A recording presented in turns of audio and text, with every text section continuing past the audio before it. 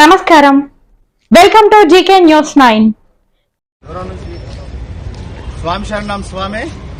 గత కొన్ని రోజుల క్రితము పవిత్రమైన అయ్యప్ప మాల ధరించినటువంటి సినీ హీరో రామ్ చరణ్ తేజ గారు నిన్న కడపలోని అమీన్పుర దర్గాలో పవిత్రమైన అయ్యప్ప మాలలో సందర్శించడాన్ని యావత్ హిందూ సమాజము, యావత్తు అయ్యప్ప భక్తులం దీన్ని తీవ్రంగా ఖండిస్తున్నాము.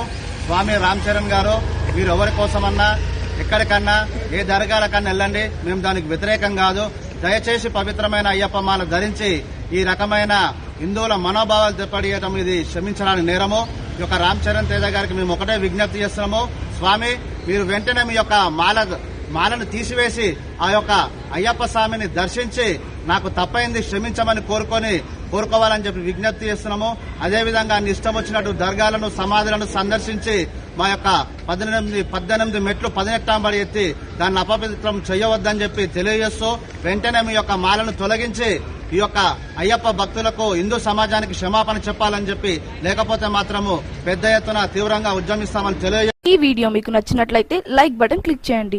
మరిన్ని వీడియోలను పొందడానికి దయచేసి సబ్స్క్రైబ్ చేయండి.